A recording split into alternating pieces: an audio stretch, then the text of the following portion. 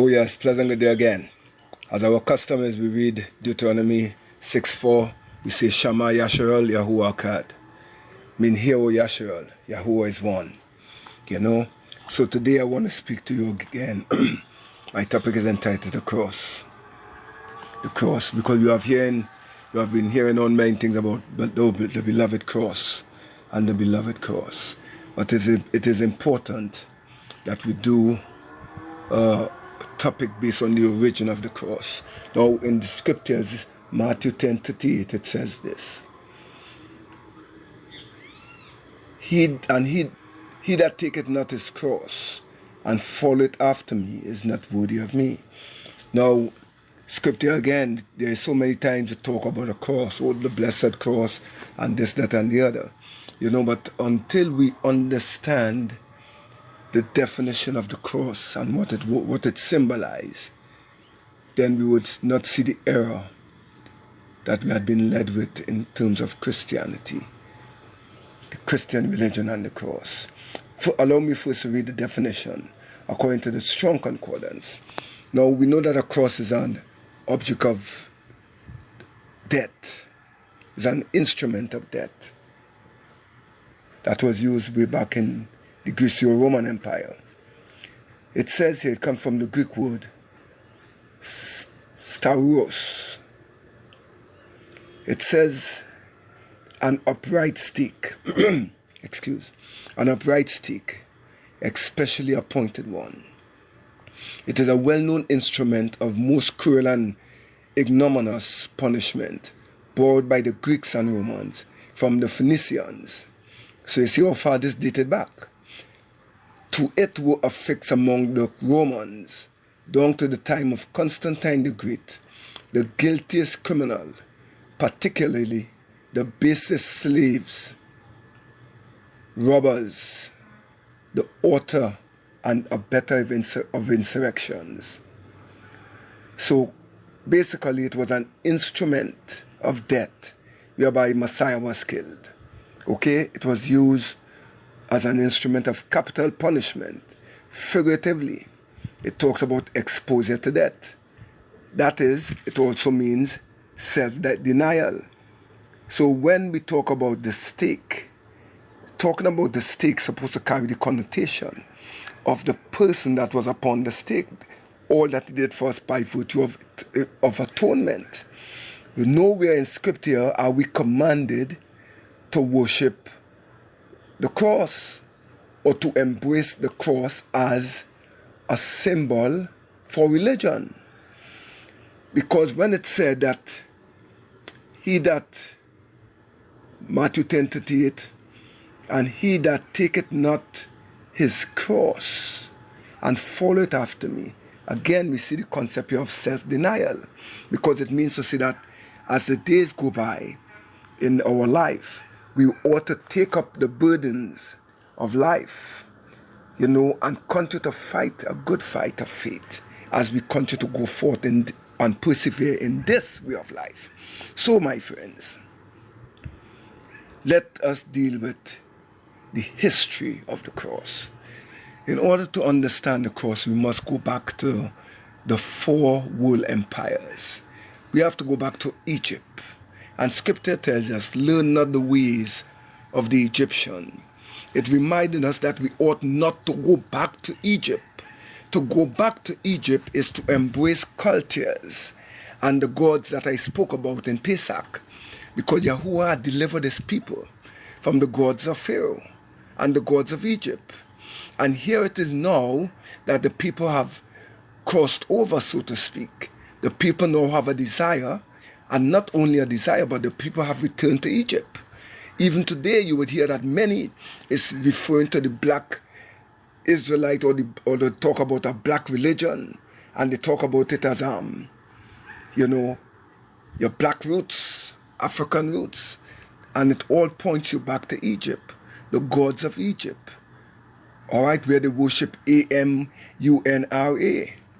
So the point I'm making is that from Egypt, we were into captivity to Babylon, to Media Persia, Greece, and Rome. Now, all these are very instrumental in how they shape and affected us today in terms of what we believe. Because from Egypt, if you watch at AMUNRA, you would see that the cross, the ankh, has always been in his hand. So way back in Egypt, these false gods were referred to as, one was referred to as Serapis Christ. Serapis Christ was worshipped back in Egypt because there was a pantheon of gods. And if there was a pantheon of gods, then they would be the same deity more or less, but they just carried different names. So here we see that Amun-Ra, Serapis Christ, and all these pagan gods, Father, help us and forgive us for making mention of their names again. But they all carried the ankh or the cross. Then in Babylon, you saw we had the issue with Nimrod. Nimrod again was worshipped, the symbol of pagan worship and sun worship that was in Egypt. It was demonstrated again in Babylon. Then, of course, Media-Persia, right? All of these people, all of them, one thing they had in common was that they all worshiped the sun god, with at times slightly different objects, like the obelisks, right? The sun disk, and all these things, which is the solar disk and these things. It tells you clearly that they were involved in sun worship. They were involved in sun worship, right? For example, in Jeremiah 43:13, if you feel I'm making up something, because many people will try to debunk this. I've pleaded with the people over and over to research the origin of their cross, their beloved cross. And many refuse, because had they researched the origin of their blessed cross, then they would have recognized that it is pagan from the root. And Yahuwah would not use something that is pagan, devilish, profane, and corrupt to go about to establish a new religion therein with using that same symbol. It is either it is pagan or it is Kadash. So in Jeremiah 43:13, hear what it says. And he shall break also the images of Bet Shamash or Bayat Shamash. Two words used again. I will explain it in a bit. We identified in previous messages that the image here is a teraphim. A teraphim is an idol or image that gives people wisdom, and it also do miracles in that it provide healing. And Bayat Shamash, which is Bet Shamash, it is the house of the sun. The house of the sun. And the house of the sun is talking about sun god or sun worship. So if there's a sun god, then there must be a house in which by his worship. It is called Bet Shamash. So, therefore, Media-Persia, he was known as Mithra. So in Egypt, you had all the sun gods. You had Buddha, you had Krishna, you had Ra, and that's why I told you that he was referred to as Serapis Christ, because Krishna is actually known as Christus. And then in Media-Persia, he was referred to as Mithra. And then in Greece, Alexander the Great, again, he was into sun worship in Hosea 2:15. In Hosea 2:15, you see that the ancient Yasharel and all them ended up in this pagan cult here. In 2:15, he said, and I will give her vineyard from hence, and the valley of Akko for a floor of hope, and she shall sing there, as in the days of her youth, as in the day when she came up out of the land of Egypt.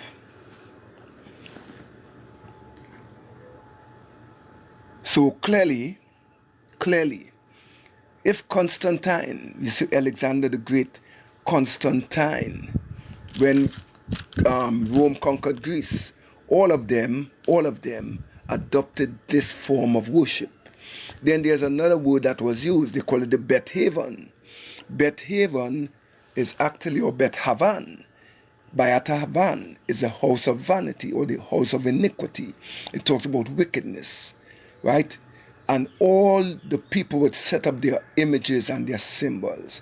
The symbol for all of these pagan cultures in terms of sun worship has always been,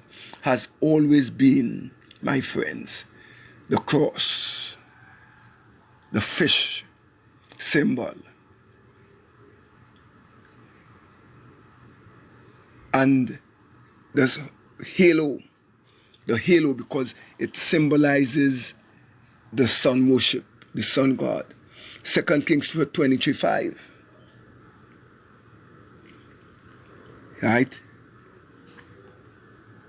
One of the characteristics of sun worship and the people, the idolatrous worshippers. Let's go through some scriptures here quickly. And he put down the idolatrous priests, whom the kings of Judah had ordained to burn incense in the high places, in the cities of Judah, and in the place round about them. They also burnt incense unto Baal, and to the sun, and to the moon, and to the planets, and to all the host. In 2 Kings 17:13-15. Right? Allow me to get it. 2 Kings 17:13-15. Hear what it says. Yet Yahuwah testified against Yasharal and against Judah by all the prophets and by all the seers, saying, turn you from your evil ways and keep my commandments and my statutes according to all the law which I commanded your fathers, which I sent to you by my servants the prophet. Notwithstanding, they would not hearken, or they would not hear, but instead they hardened their neck, like the neck of their fathers they did, and they did not believe. They did not believe. So did not believe means that they did not have faith in Yahuwah's word. They did not obey his word. Today when many people here talk about to believe in the Most High, they believe it's just faith alone. But faith had always been demonstrated with obedience. Yahuwah said they did not believe in Yahuwah, their sovereign one, and they rejected his commandments and his statutes and his covenant that he made with their fathers and his testimonies which he testified against them, and they followed vanity, and they became vain and went after the heathens that were wronged about them, concerning whom Yahuwah had charged them that they should not do like them. So today it's no different. Many of the people have become vain because they follow vanity.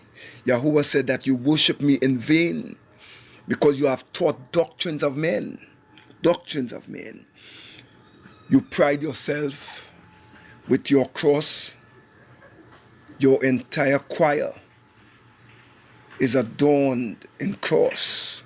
Your pulpit is adorned with cross. Everything you can think about when you look in churches, on top of churches, you see a cross. Now, if the Messiah was killed with a M16 or B300 or M60, would you place that gun upon your church? Would you carry a M60 around your neck as a symbol of his death? So it just goes to show that it is ludicrous to even think of such a thing. So going back to the history, like I said, all the nations, Yahuwah said, all these countries is symbolic of Mystery Babylon. And what they had in common, like I said, was that all of them worship the sun. All of them. In Hosea 9:3.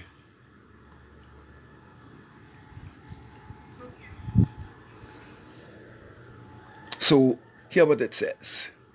They shall not dwell in Yahuwah's land, but Ephraim shall return to Egypt. So even as Yahuwah delivered them out of Egypt, Ephraim, who answered to Christianity, because in Jeremiah 31 verse 6, I think it was there, it said that Ephraim, the watchmen are blind.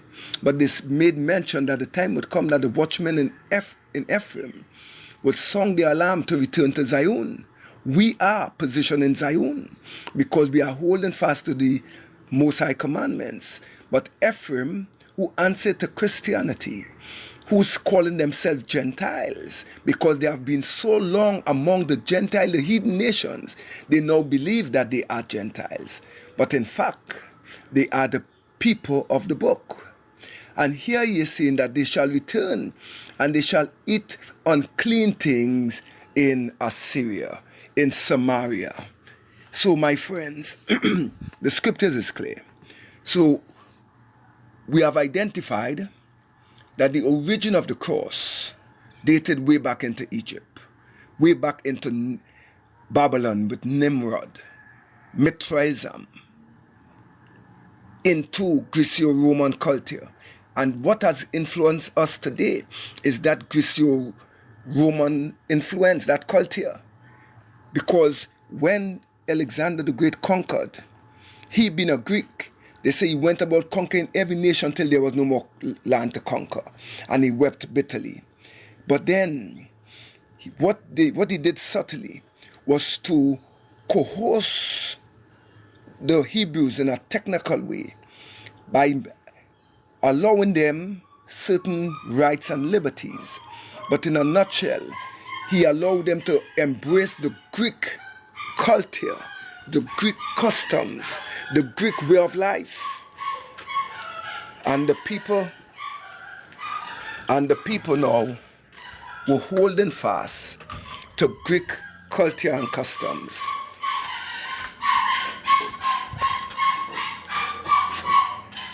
But we, my friends, must remember that we are told not to embrace Hellenism, learn other ways of the heathen. So here we see now, it was a time like this that Yahushua Mashiach was now put upon the stake. He was put upon a stake under the same Roman Empire. When he came upon the earth and walked as a man, scripture says he came under the Greco-Roman Empire rule. It was, let me remind you, it was the same Roman Empire that he had was to go before, and he was tried by Pilate and Herod and these people. He stood before them and they found no fault in him. But yet, the unbelieving Hebrews, along with the Greco-Roman influence, stood and said, crucify him, or impale him, put him to death. And the means of death was the cross.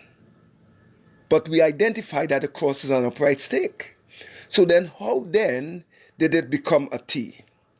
Well, of course, they in their wisdom, they know fully well that the alphabet, which we refer to as the Hebrew alphabet, begins with the alap and the tau. So they said, well, if it have the alap and the tau, which symbolizes that he is the beginning and the end, the first and the last. Since they said he now is the alpha, so they changed it to say he's the alpha and he is the omega.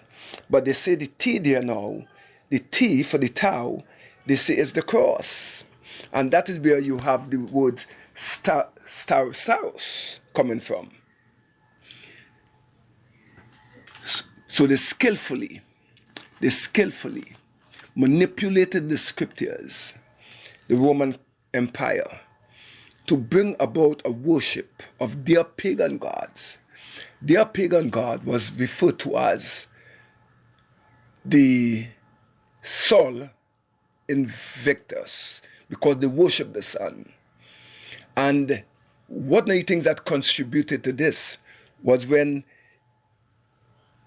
Israel, Yasharal, was in Egyptian captivity.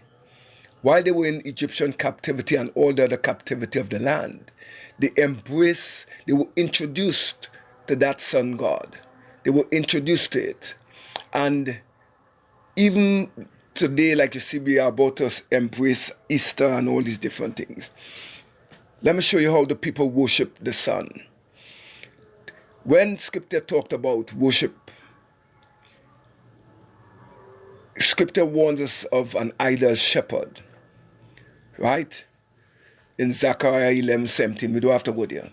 In Zechariah 11:17, talk about an idol shepherd. But we talk about Beth Haven or Bethavan, a house of vanity.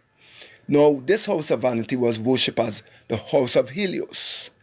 The house of Helios, which is Colis of Rhodes, it was worshipped there. The people worshipped the sun god.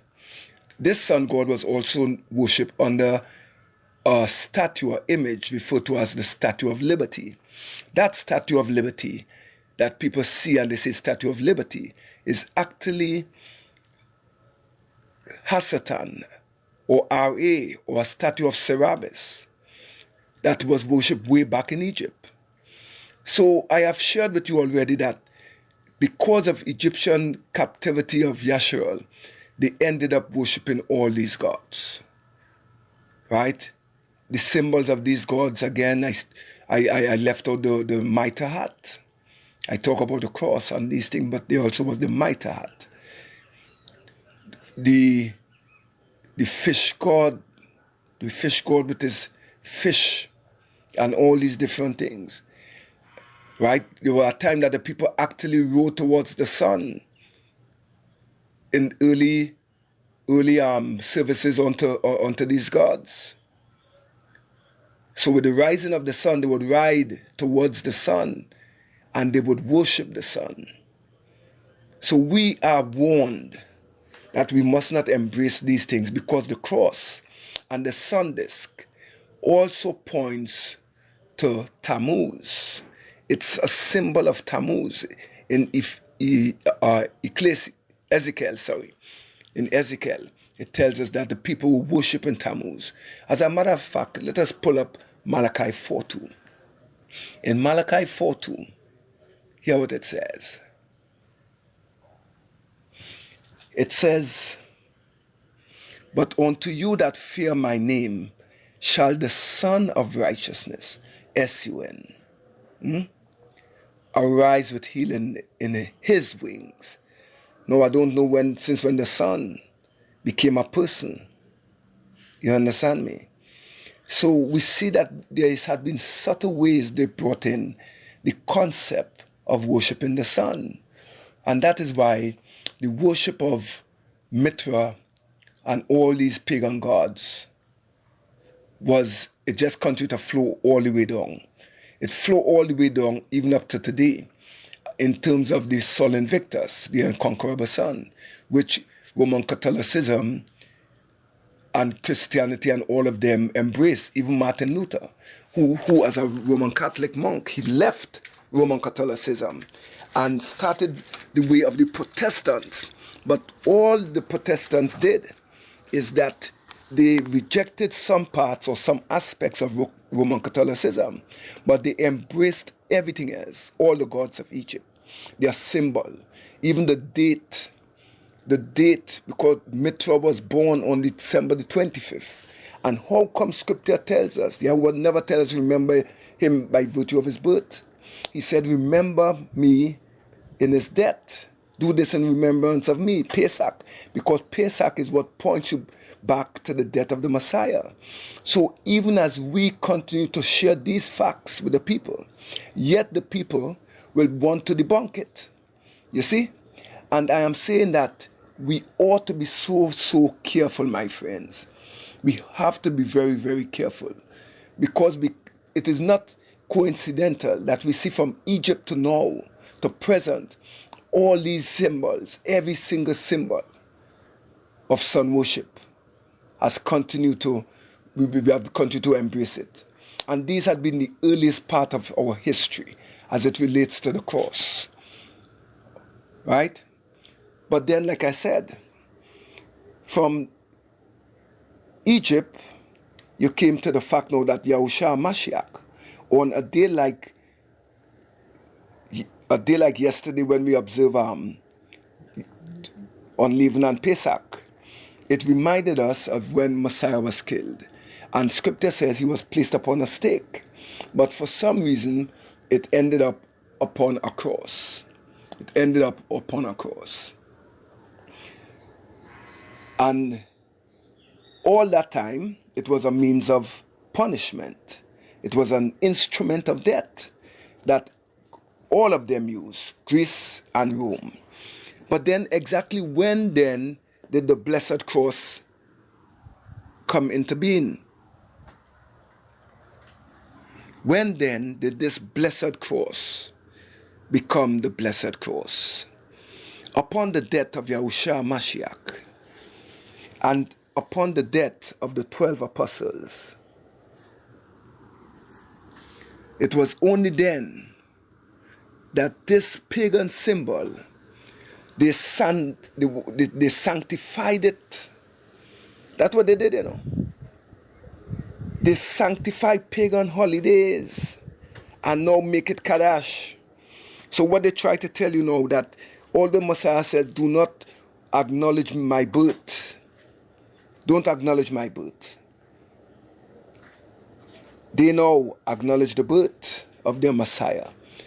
Is it coincidental that the birth of their Messiah also fall on the 25th of December with all the other pagan gods? Whether it's Krishna, Serapis, all of them Mitra, all of them. I am saying it is not coincidental. It's a plan by the Roman Catholic or the Roman Empire to deceive the people. And of course, many are deceived up to today.